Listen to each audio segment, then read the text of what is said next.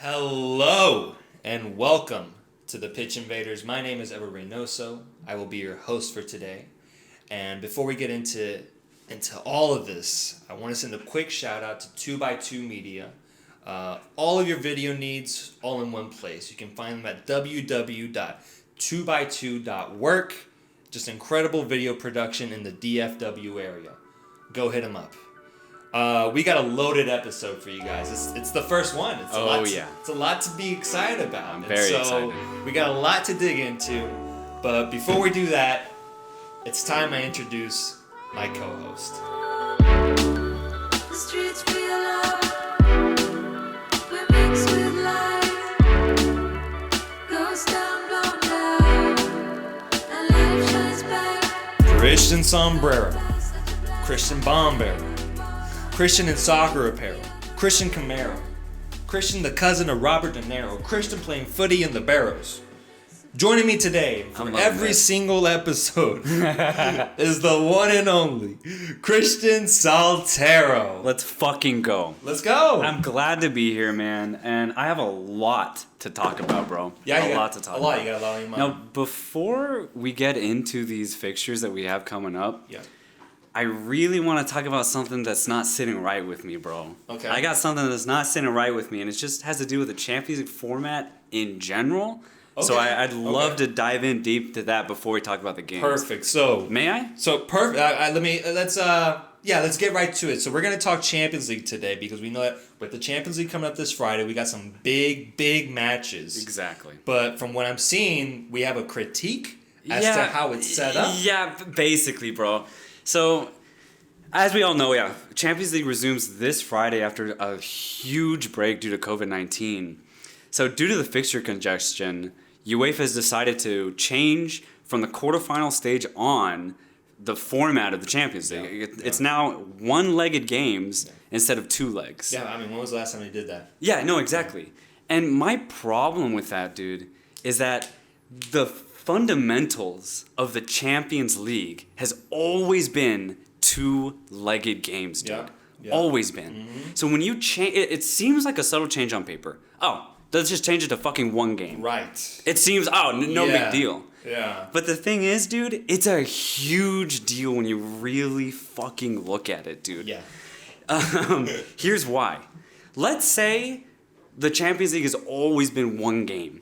We don't get to see that crazy night in Anfield when Liverpool came back down 3 goals, bro. Oh, we don't even get to sniff it. We don't even that night doesn't even happen. That night doesn't even happen. Yeah. That's the thing. Yeah. It doesn't exist. We don't get to see 2017 Barca come back against PSG and they score like 5-6 goals or whatever the fuck it was. We don't get that night. Atleti beat Juve instead of losing and getting Ronaldo'd in Turin. You see what I'm saying? You changed. This change is big. Yeah. It really is. Yeah. But I do understand the concern of it. It did seem like the committee kind of thought of it as an afterthought almost. It hasn't even been mentioned amongst like the social media realm. No one's complaining. Yeah, They're just exactly. happy to have Champions League back. And look, so am I. I mean, we all are. Yeah. But dude, when you really fucking look at it, it's changing the entire spirit of the Champions League. Yeah. They're calling it the UEFA Champions League. When you look a little deeper, it's a disguised tournament. It's it's a facade. Yeah. It's all the same people. Yeah. It's all the same clubs. But man, it for me at least, and I think you really should look at it with a grain of salt. Yeah. This might not necessarily be the Champions League we're used to. And it's not. It is. It's not. Yeah. Obviously, the huge gap in play. I know some leagues have come back, some leagues haven't. So yeah, there's a lot of weird things that's gonna go on in this next couple weeks. Yeah. It's almost like the Champions League is just asking you to be grateful with it just being back. Yeah. That's what it feels like. And here's the thing. Despite all that I just said, I'm still really fucking happy that we're back, man. I'm so happy that we're back. It's exciting. It's exciting. It's exciting, but it does make me wonder if you're gonna commit to hosting the tournament during this time. Yeah. Then, I mean, why not just keep it the same way? What's it? What is it? Scheduling? Was it a matter of like, what if it's just one game? It reduces the chances of a player catching COVID. Or, exactly. It's a really gray area because with Elise coming back, they're playing 2 games a week. Yeah. You know? Yeah. I feel like, given the state of the Champions League, that we're already basically into the quarters, you could probably still do 2 legs. But I get it, man. Player fatigue comes into factor. Player fitness comes into play. So I get it. I'm happy to be back, but man, I just still am not completely 100% certain that I'm okay with it. And so moving on, I think it's time that we look into the teams that will be participating in the let's tournament. fucking get into it, bro. What's that first matchup? We've got some interesting matchups waiting to be resolved, and others waiting to find out who they face, who they're going to get in the following round. So exactly. The first match, we're going to go in the order of the matchups in which they're going to be played. The first 2 matchups are this Friday. So who are we seeing first? And we're going to see, they're both playing at the same time, but the first one we're going to get into is Juve against Leon. Okay. Juventus against Leon. Okay.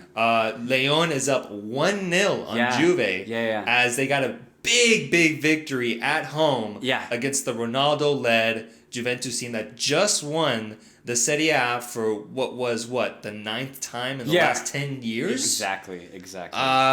So, what are you thinking going into Torino?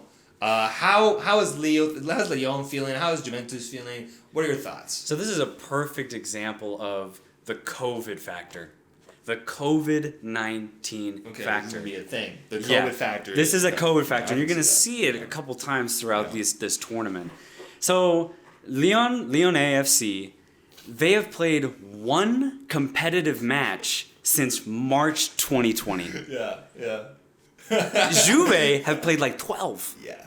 It's a huge difference. Now, look, Leon have probably trained. You know, they've probably been training for like a month. Down somewhere in fucking France, just, going through their paces. But there's nothing like being on a pitch and playing an actual opponent. Mm-hmm. And they've only done that once. And that was a couple days ago against PSG. Yeah. So there's going to be this weird rustiness for Leon. And it sucks because if they could have rode that momentum after winning against Juve 1-0, take that shit to Italy, I actually think they could have had a chance. I really do. It would have been tough. Would have been really tough. Obviously, I learned it last year. Yeah. But there's no way they're winning this now.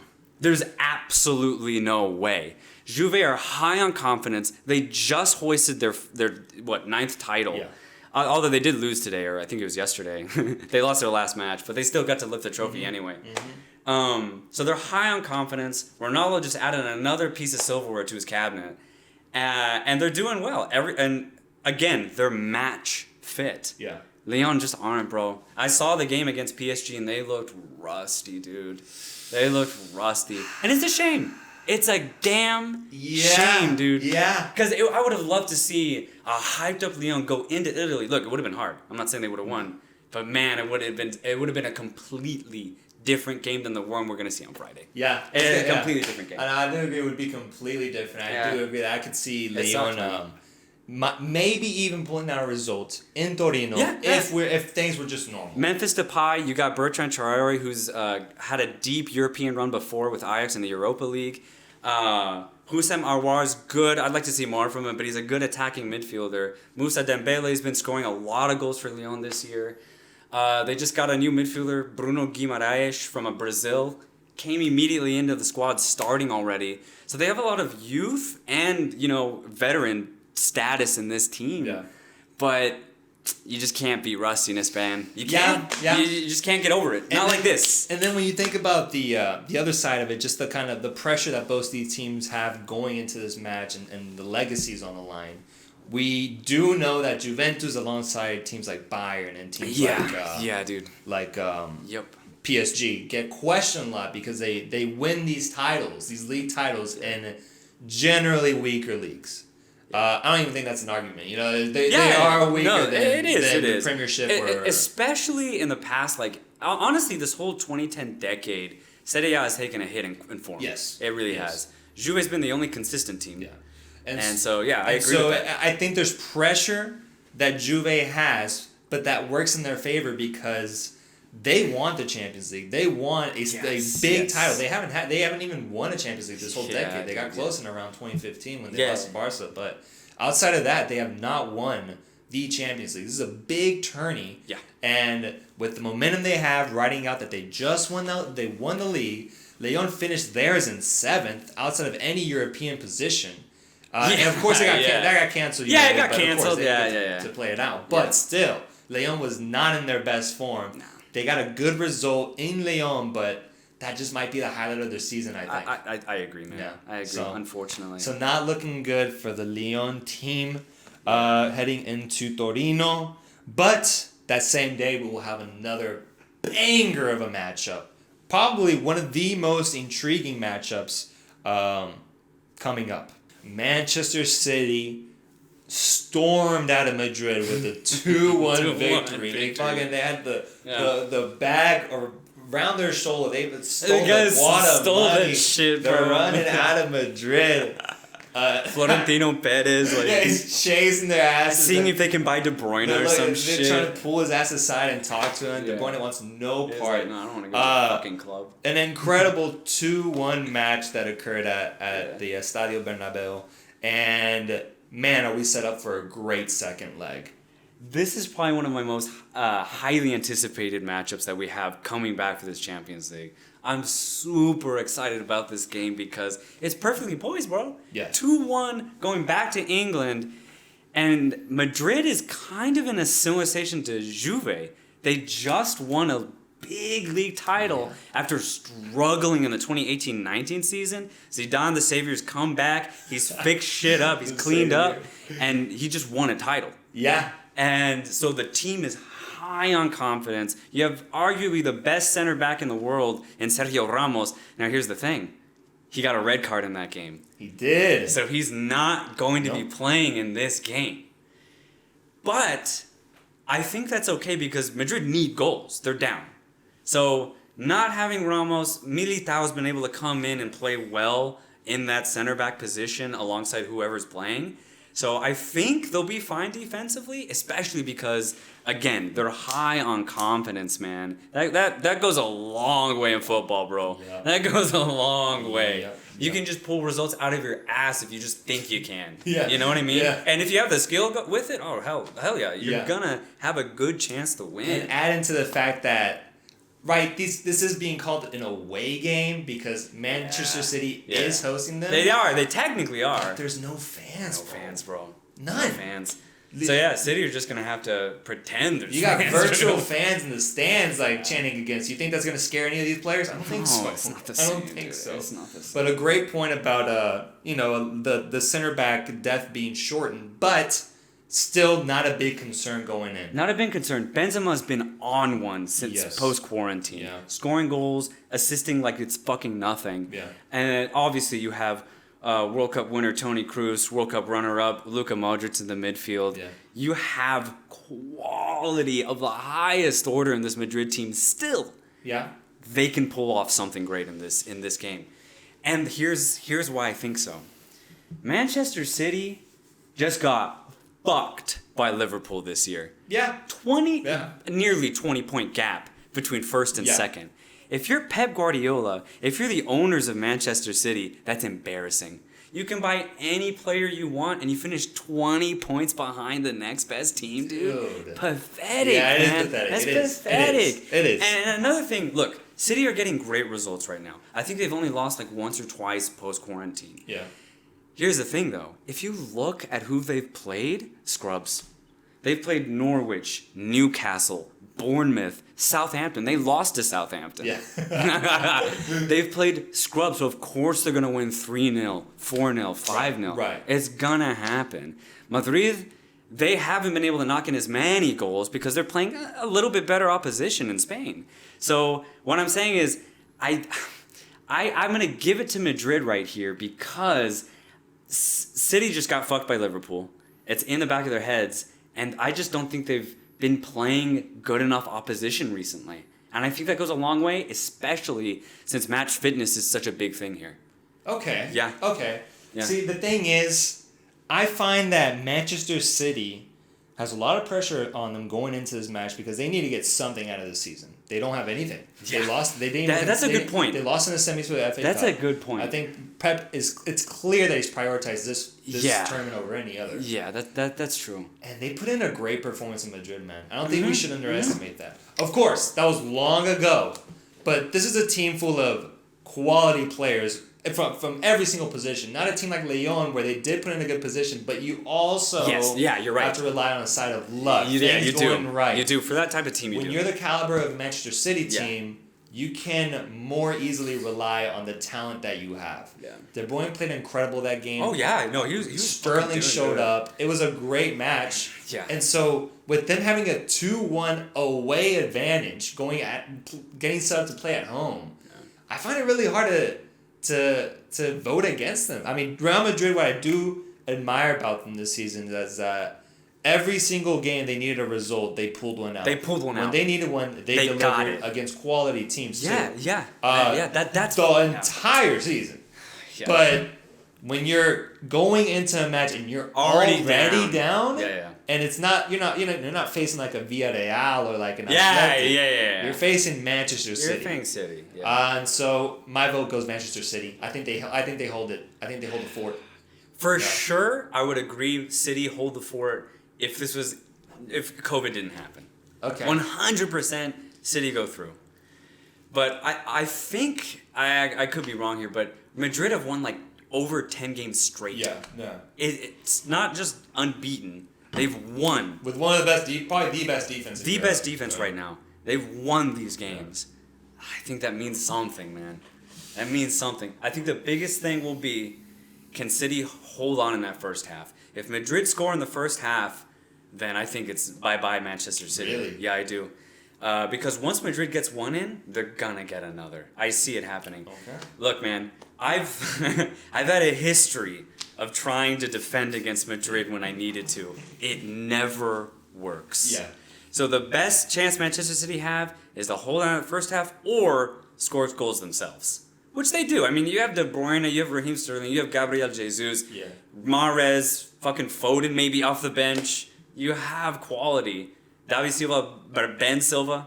You have a lot of quality going forward. I hope they don't try to defend. I really hope they don't. Okay. Because I think if, like I said, if Manchester City go out there and just try to park the bus, they're fucked. I don't think they will though. I don't think they will. I don't.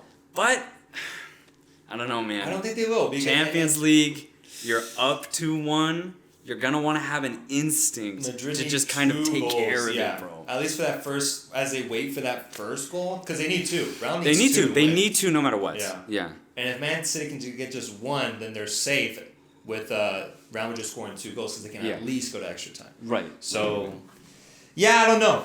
And here's the thing, man. It's shaky. Yeah, here's the thing. If City win, I'm just gonna be like, oh yeah, fucking City, let's go. Yeah, You know, fucking Pep. I really don't 100% know who's gonna win this Yeah. one, man. And that's why I like this matchup. Okay. This one's gonna be fucking fun. All right. But yeah, I see your points. You know, I just hope it's a good game. That's all I want out of it. And speaking of good games, we've got a really, I guess, controversial, maybe drama just waiting to happen type of matchup. Yeah. With Barcelona facing Napoli. Napoli. Barca under severe pressure. Oh, scrutiny, criticism, you name it, dude. Newspaper headlines, Oh, any Spanish. Zidane, will he keep his job? Will he keep his? Was Messi happy? Is Messi gonna be in the MLS? Pochettino in? Pochettino in. It is not looking good for the people at La Masia. And so, Napoli, very similar situation to Leon. They did not pull out a result at home, but they pulled out a tie. A 1-1 tie. Something. Something to, I guess, awesome. cling on to. Yeah. Napoli having a kind of underwhelming season in the league. I agree, man. And Barca as well having an underwhelming season. So, Right. in a battle of underwhelming league players, who do you have? My overall verdict comes down to this. A shitty Barcelona is better than a shitty Napoli. I'm sorry. That's just how it's going to be. That's how it is. When you have Messi, even though he's aging, the man is a wizard. He's a wizard on the ball. He can make anything happen at any moment. Napoli don't necessarily have that type of player. Most teams don't. But not only that, I know Griezmann's gotten a lot of flack this year. He's completely underperformed compared to his standards, but he's still a World Cup winner. He's still a top-class player. If he plays, there's always a chance that he gets a beautiful assist or scores goals that most players in this world can't, right? He always has that X factor to him. Yeah. So, and that same thing with Suarez. Look, Suarez has been getting, every week, people just fucking rag on Suarez. And, like, I get it, man. The guy's slow now. He's slow. Yeah. He's old. He's like, what, 33 now? I don't even know. He's old, man. Yeah. But, man, he's still smart. He's still a smart player. He knows how to fucking fight a defense. And he's still a good finisher, man. Like, I get the criticism, but he's also still a fucking good striker, man. I would argue better than anyone Napoli has, man. I know Napoli have younger players. They might have more entertaining players. Yeah. But do they have the reliability of Barcelona players? I don't think so. I just don't. I've seen a lot of Napoli's games this year, post-quarantine, right, in the summer. Their creativity's good. You have Lorenzo Insigne, Arkadiusz Milik up top, actually providing a lot of good hold-up play. Chucky off the bench has actually got some good minutes. He's actually got some great minutes. But the thing is, man, they're just not scoring goals. They win these games 1-0, 2-0, or not even win, tie them. I just don't think when push comes to shove, going to, albeit an empty stadium, but going to Barcelona and just playing the experience, I just don't think Napoli can do it, man. Yeah. It's just disappointing because, I mean, they have a fun team, man. Dries Mertens, too. He's quality. But they're just not playing well right now.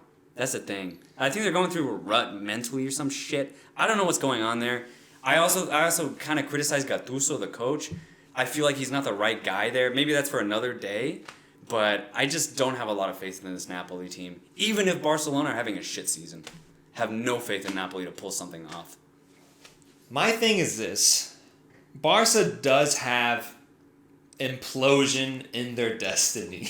They've got it coming. Yeah, they do. It's weird, but these 2 years in a row, basically. Yeah, these past few years, it's almost like you know it's coming, you just don't know when.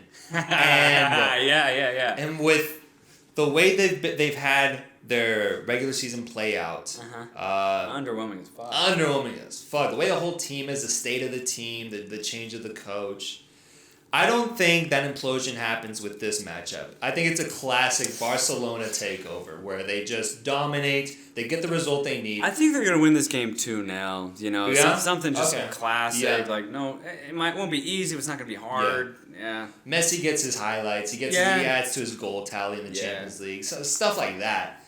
But I don't know if Napoli even bothers to show up, man. Like, I really do wonder if they have some sort of fight in them, because I would love to see that. I really would like it if by halftime they're still tied and you're starting to think maybe if Napoli gets one opportunity and they get lucky and they fucking finish, right?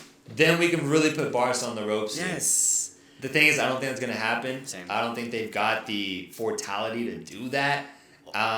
Overall, fuck Napoli, because this could have been a great game. Yeah. But they're just not up for it, man. I'm sorry. Not even like Leon. Even with all the circumstances they're in now, I still have some glimmer of hope that maybe they show up on the day. If this was Barca-Leon, fuck it, I'd go Leon, you know. I think they could maybe pull something out. But this Napoli team, I have no faith, dude. I just don't. And not getting a win at home is also what's hurting them. They got just a tie.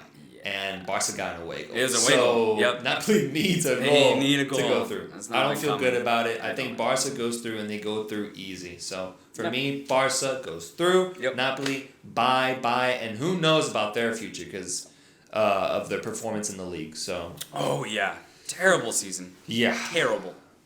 So Bayern, Chelsea, we got on the list. Bayern is this up. one's straightforward. We don't even need to fucking talk about this game, dude. It's 3-0. Bayern's going through. Chelsea's trash. Bayern, Chelsea, 3-0. Yeah. Chelsea's going away. Yeah. I mean, I guess let's take this time. Of course, there's really no purpose in discussing the matchup. Yeah, this game's pointless. So let's talk about these teams going forward. How do you feel about Bayern in the Champions League? Because so far, it's kind of, if you look for a team that's had it written in the stars this tourney, I would argue Bayern could be that team. They had an incredible, just almost a historic performance at Tottenham's new stadium where they absolutely demolished them this season. Yeah, absolutely. Robbie Lewandowski is having a monster of a season. Banging in goals. Banging in goals. Banging him in, bro. And everything just seems to be working right now for Bayern. So, for sure. Thoughts on that? How do you for feel sure. about them going forward in the Champions League? First off, I just want to say a simple fuck you to the whole Bayern organization, the whole club in general. What you got? I have a whole long history of just hatred towards that club. Yeah. I'm sorry. Like, at the end of the day, I just cannot agree with their fundamentals, with the way they play the game, the players that they employ at that club. Fundamental misunderstanding. I'm notoriously anti-Bayern. I just want everybody to know that right now before I talk about it. Yes. So yeah, now my actual take. Post-quarantine, Bayern have been really good. They've been really good. Yeah. I don't think they've had a tough game since like December 2019, man. Honestly. Okay. Honestly. Yeah. I don't think there's been a game where they're like, shit, are we going to win this game? Yeah. No. They've looked unstoppable, man. Yeah. They've looked unstoppable.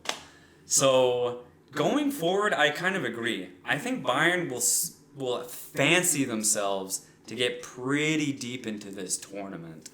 Yeah, I mean, just everything's clicking. One thing I do want to say, one positive thing that I really like about Bayern is Alphonso Davies, their left back. Young Canadian, and I can't believe he's actually starting. He's actually playing. Like, that's dope, dude. Would you entertain a conversation of Davies being a top 5 left back in the world?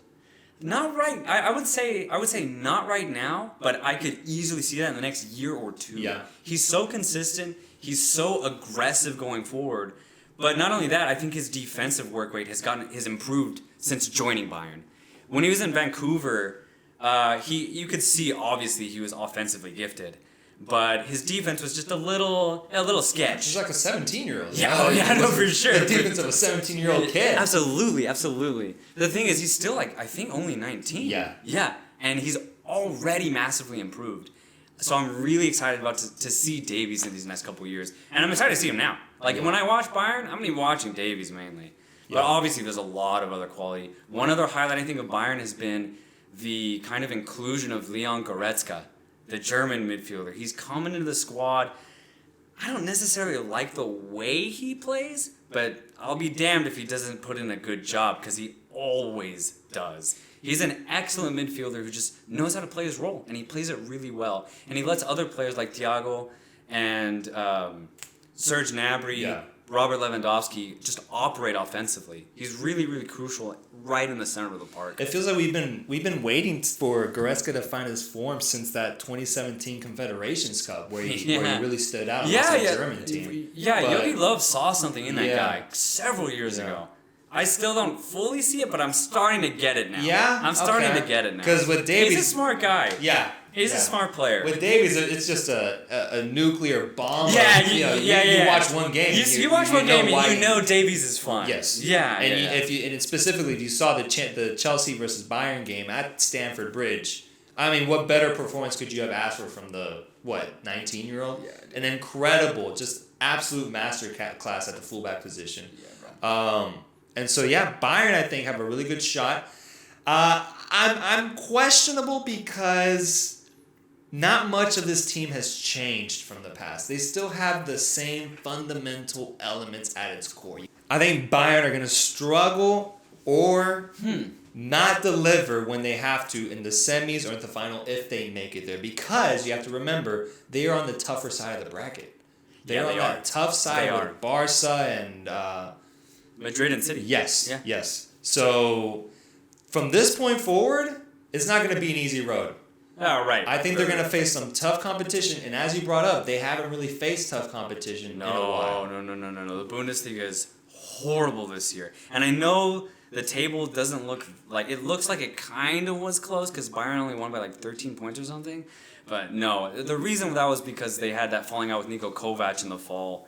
When you really look at it, Bayern was 5 classes above anybody else in this No, league, it wasn't dude. even close. It wasn't even close, man. So yeah, their opposition has been weak as fuck. So I'm curious. Yeah, I'm with you. I'm curious to see how they're gonna react when they play an actually talented team. Yeah. And I'm curious. Okay. And so that's that. Chelsea, Bayern. Let's look at the other side.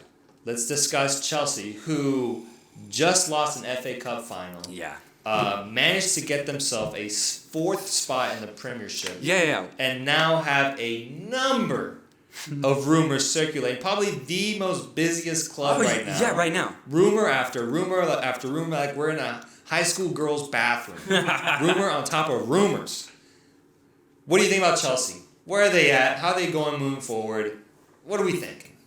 Thing is with Chelsea is that I've actually been impressed with them this year. I didn't think that they would get anywhere, near the top four. I thought they were gonna finish like between 6th and maybe 9th place, something like that. Yeah, I think that was realistic. But no, man, I've been impressed with their progression over the course of the season because it really has been a progression. Starting off kind of the way they did, but slowly towards the end of the season, things started to look pretty good. Just a couple weeks ago, got the Champions League spot, made it to the FA Cup final. Yes, they lost, but I mean, still, they had a chance at silverware when I didn't think they were going to get close to one, and they got a Champions League spot. So I've actually been impressed with what Chelsea has done this year, considering that, the team is kind of just a washed-up version of what they've been for the past couple years. Yes, you have an inclusion of different players like Pulisic and Mason Mount, Tammy Abraham as well. Yeah, you have this youthful inclusion, talented as well, but I've just been impressed with what they've been able to accomplish this year. And oddly enough, if they had done a little bit better in that first leg, like let's say they had tied or some shit, I would think this would be a good game. Yeah? Yeah. Okay. Just because, Chelsea are a good club, and Bayern don't play Chelsea's a lot. Not in the Bundesliga. That's true. They don't, dude. So, I thought if for somehow that first leg was closer, this would have been a fun game. Yeah, it would have. For but sure. 3-0 is... For sure. It's too much. No. Unfortunately. And, it's just too much. I do think Chelsea do deserve credit for what they achieved this season with the fact that they lost their best player of the past 7 years. No Hazard. Gone. Yeah. Gone off the team. A big component of the team just completely erased. Oh, fucking hell. And you replace him by signing youth, which is very, it's a rebuilding process. Pretty un-English-like, Un-English, honestly. more like the team that you're wearing on your jersey right now. Going with a youth rebuild movement, and they pull out a 4th place finish out of their asses.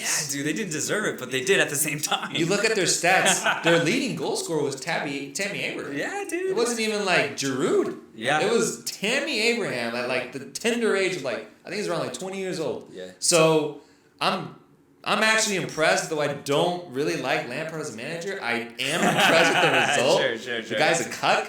Yeah, but I like that guy. I'm impressed, and I do have to give them the credit they deserve. Now, with the idea of had they pulled out a good result at Stamford Bridge going to Germany, would they have a better shot? I do think they would maybe give us a fun game. I think they'd give us a fun know game. if they would No. challenge Bayern. I think Bayern would still go through, for sure.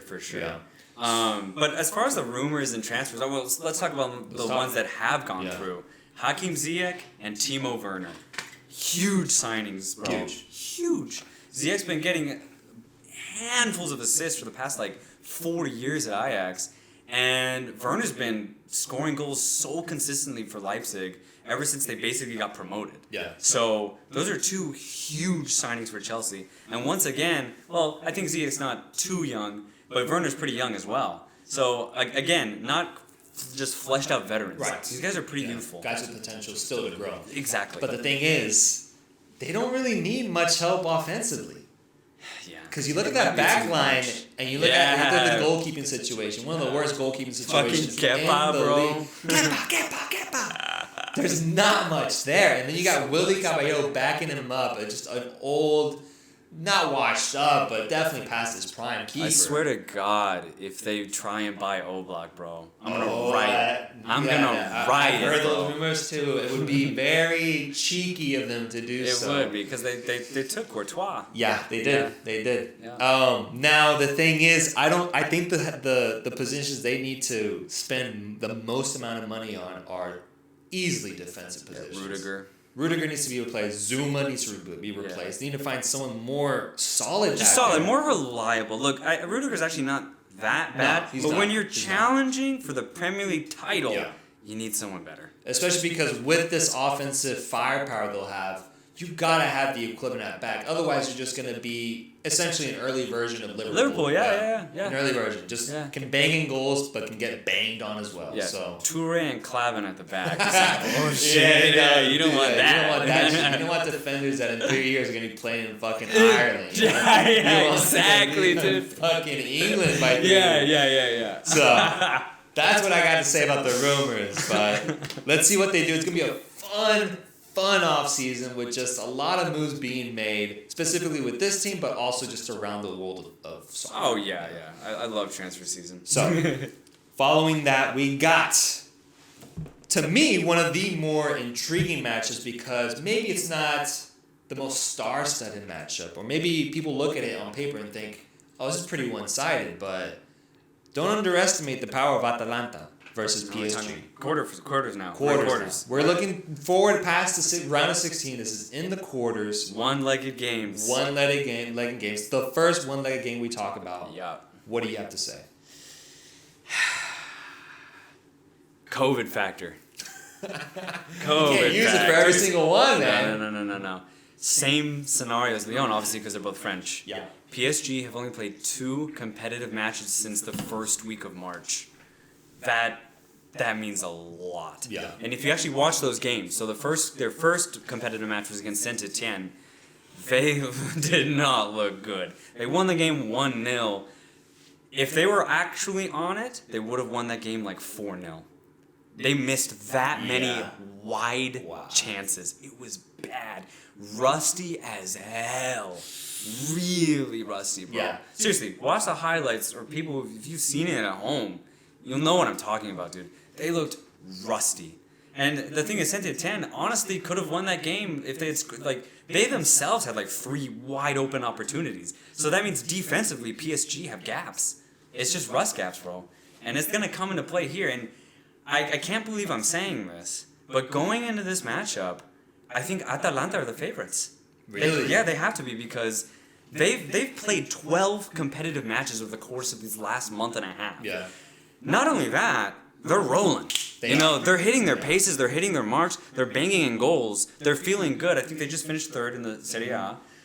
So another Champions League spot for Atalanta once again. And it's incredible, right? This is a small club traditionally.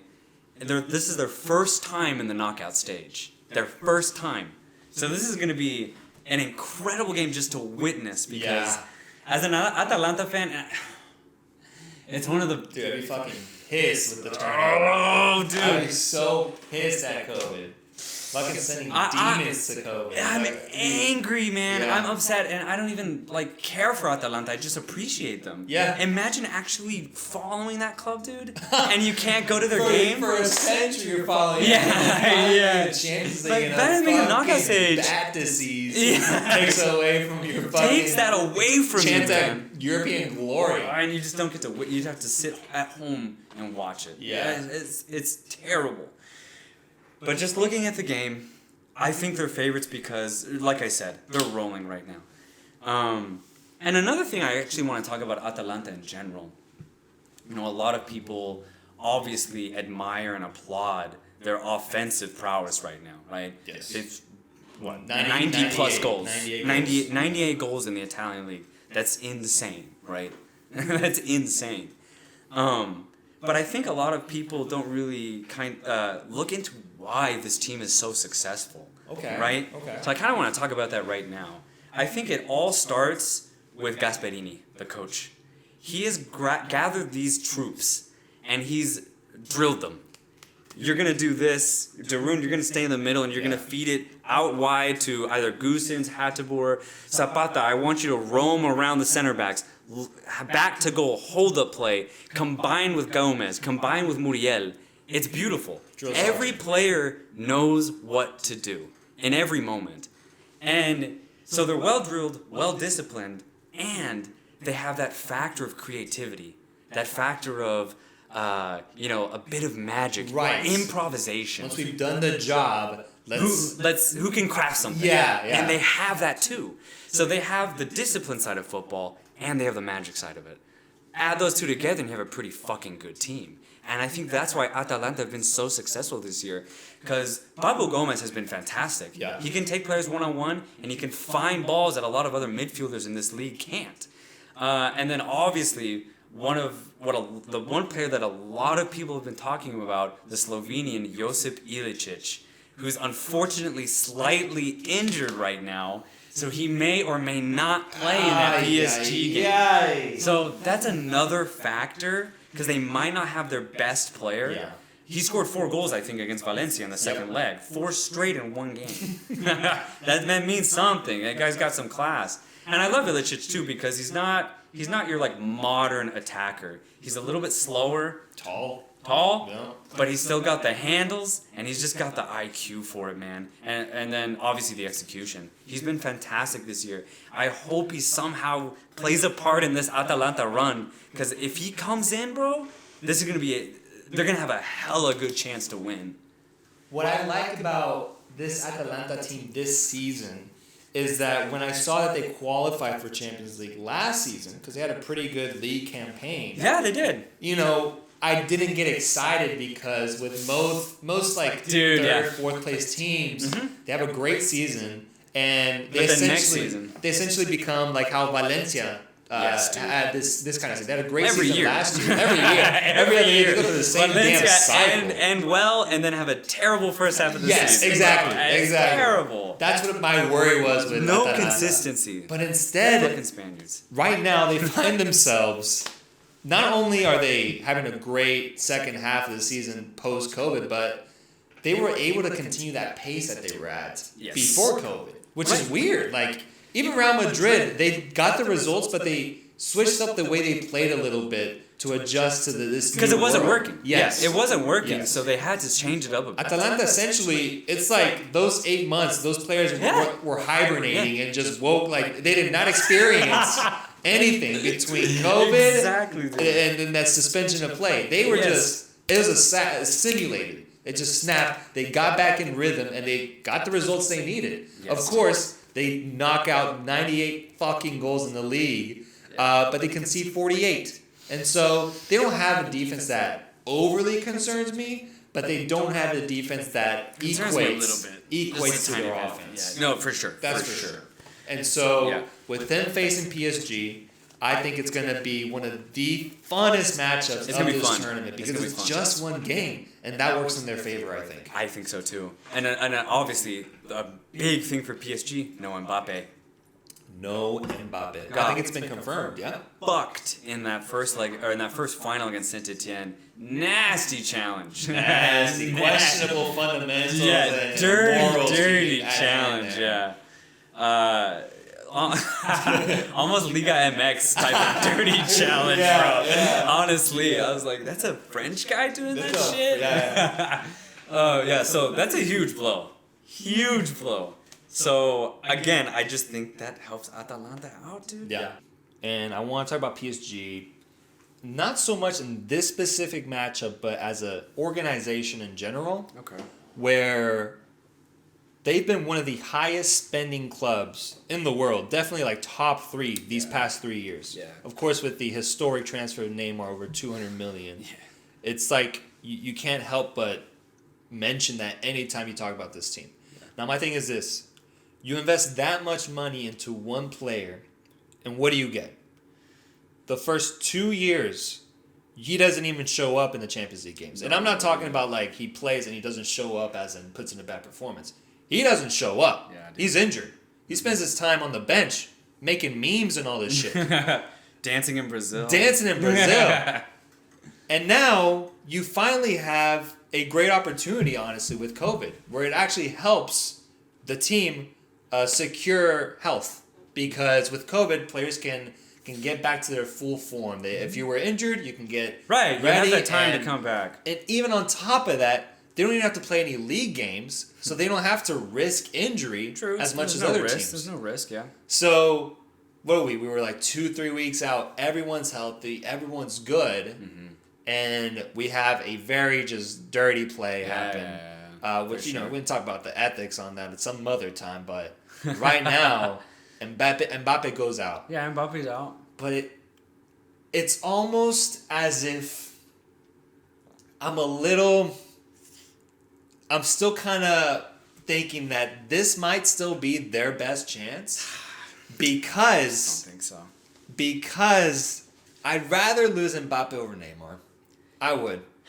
Versus when they lost Neymar, they had a 19-year-old Mbappe starting for them. Yeah. At the end of the day, I'm going to choose Neymar, who's a top 5 player in the world. When he's on one, top 3, top 2. Yeah, he's maybe. incredible. I'm still going to choose that. At least when I'm talking about having a chance, because all I want is PSG to have a chance. They didn't have a chance these past 2 years without him at Neymar. Now they do. They face this Atalanta team that's on fucking fire, and my gut wants to root for Atalanta, but my heart wants justice to be served to PSG finally. Right. After all the shit they've gone through. Yeah. I want them to come through and deliver because I'm putting this on the line. If PSG does not come through this tourney, if you do not win this matchup, I'm done with this franchise. I'm done with it. You're done. I'm done. I'm done. Like even considering them up for like a quality opponent. I'm done. Like Anytime they get to the knockout stage, you're just gonna say the other team's gonna win. Anytime I see them win a league, it's just gonna be like it doesn't matter. It doesn't matter. Yeah, to me. it doesn't. Yeah. Yeah. This is when they need to show up. They don't have to deal with shit in the league. Show up now. I don't care if Mbappe's injured. You have plenty of depth and talent and skill and players that get fucking paid to pull out results like this. Atalanta shouldn't win this game. They shouldn't. But they probably will, and I kind of hope they do because I'm ready for an entire episode shitting on PSG. They got me up to here, bro. Like the spoiled little kid that's been nagging to play and shit, and I'm like, okay, I'll give you a chance, and then he just fucking goes and takes a cookie from the jar, Like does something completely different. Yeah. I'm done with this. You're done with them. Done. And here's the thing.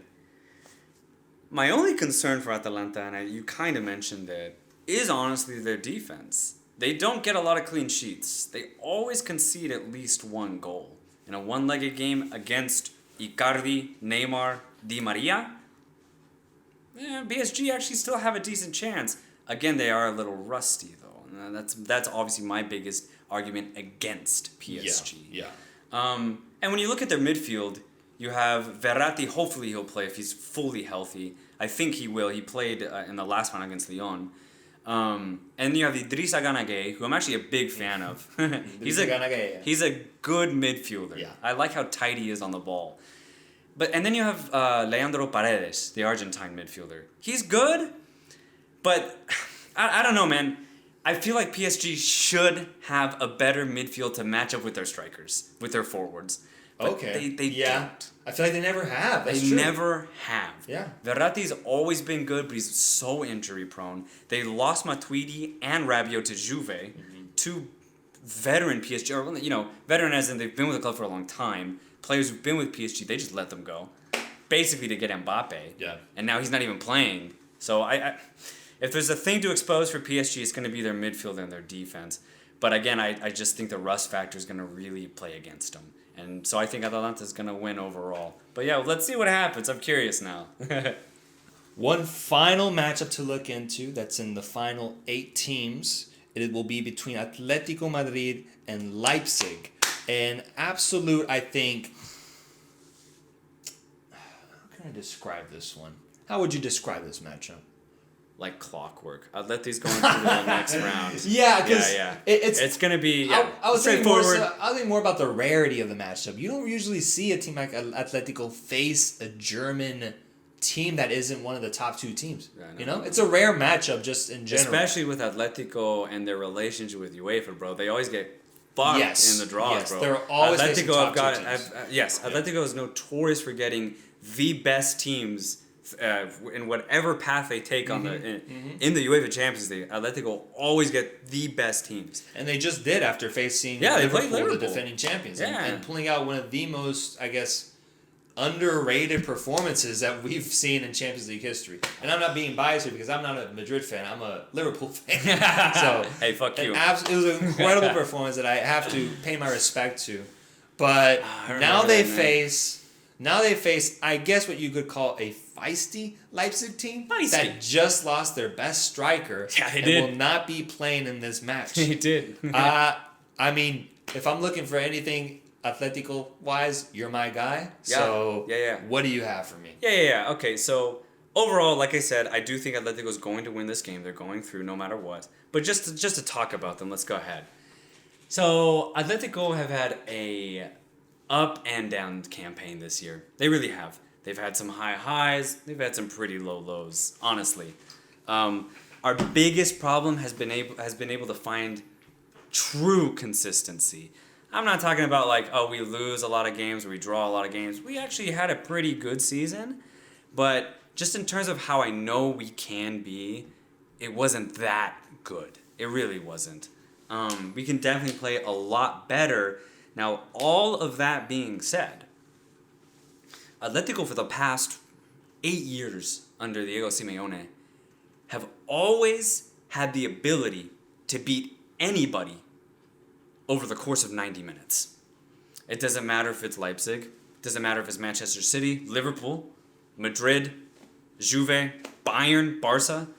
If you give Atletico 90 minutes, they will always fight, they will always keep the game tight, and they will have a genuine chance to win. Yeah. No matter what. No matter if they're not doing that well in the league, no matter if they're just not having a good season or players out, we always fill the gap and we always make it a good, close game where we actually can win.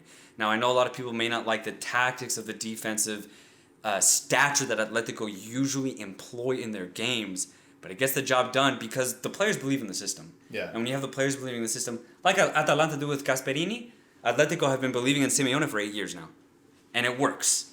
So all of that considered, I think Atletico will beat Leipzig.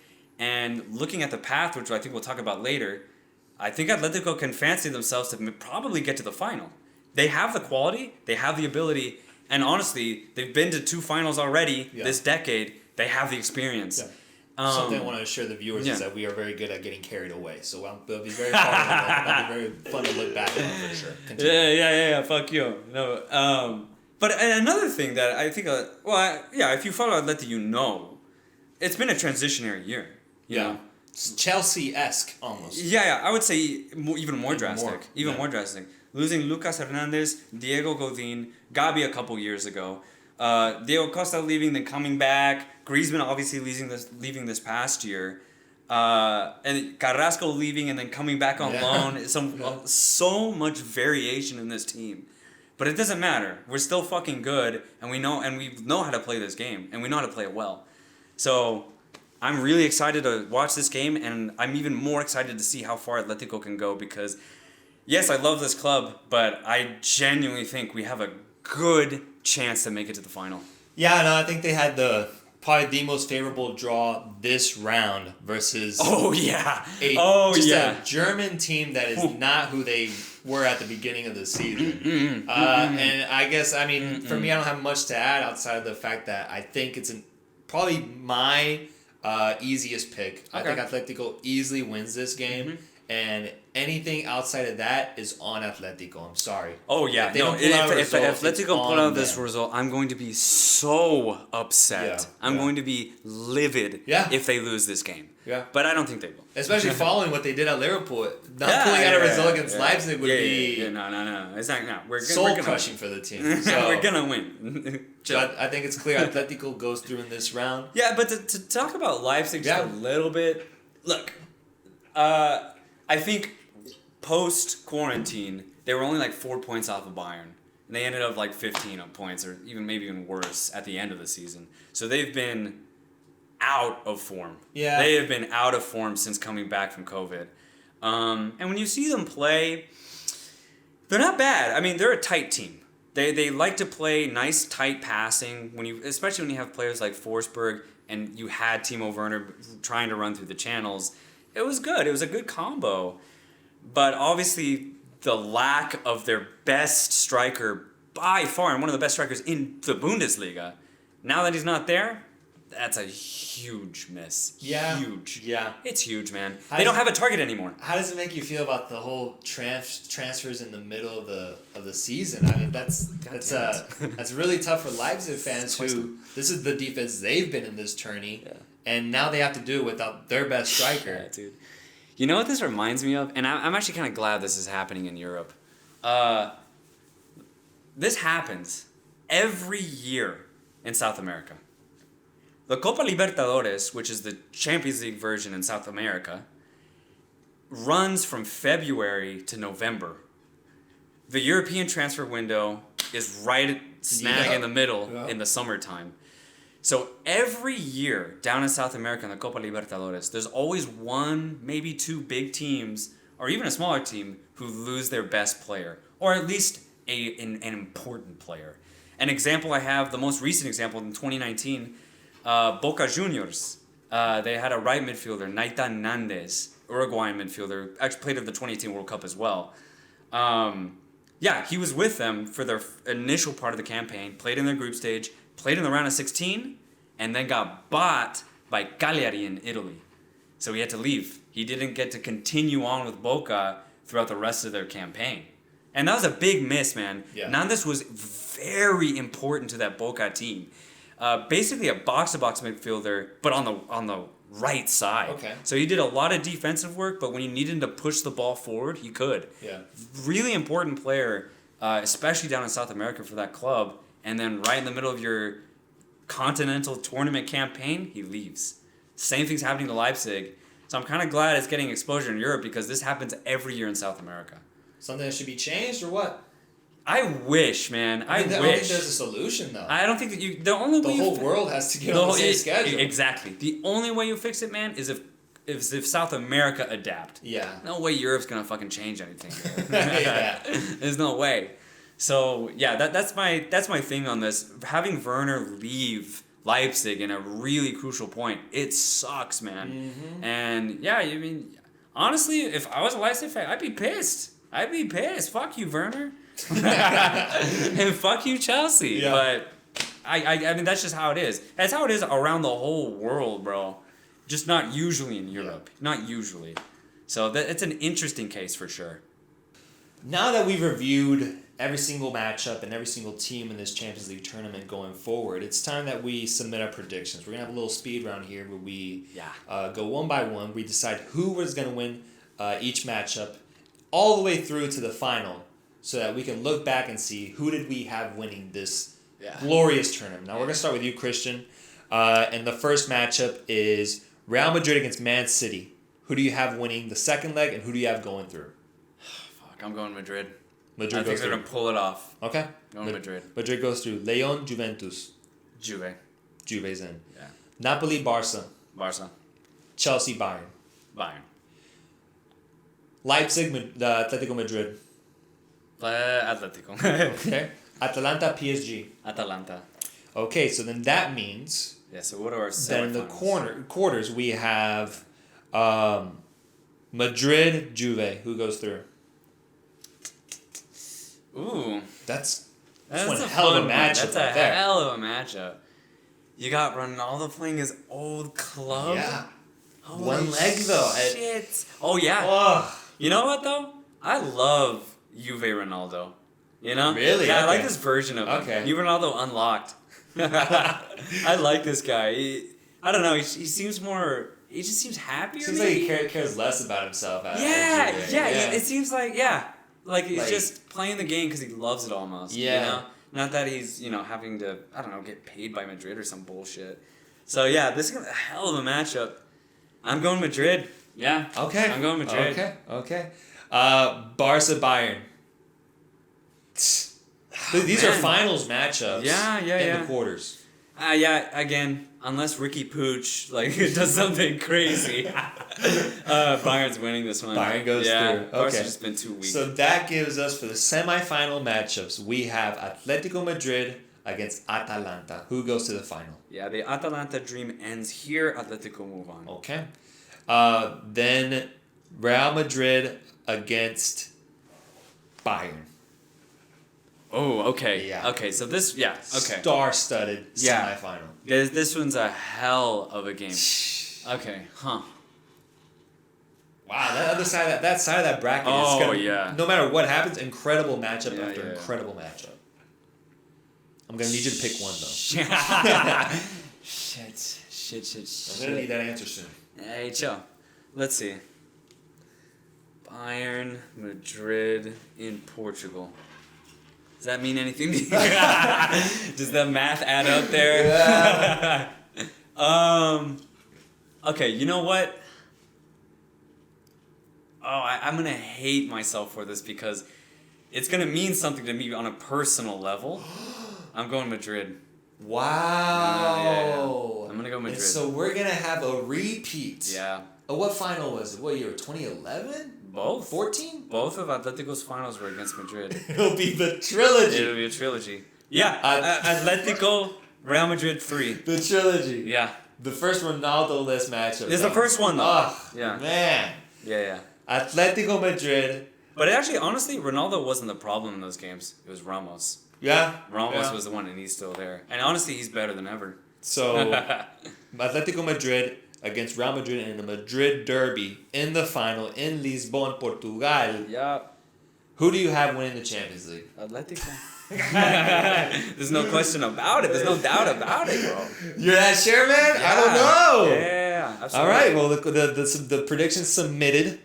It's time that we look into my answers here. What you got?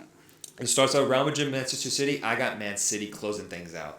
Leon, Juventus. I got Juventus doing a mini comeback, taking care of business. Okay. Napoli, Barca. Barca goes through Yep. easy. Yep. Bayern, Chelsea. Bayern goes through easy. That leaves us with the quarterfinals. Quarterfinal number 1.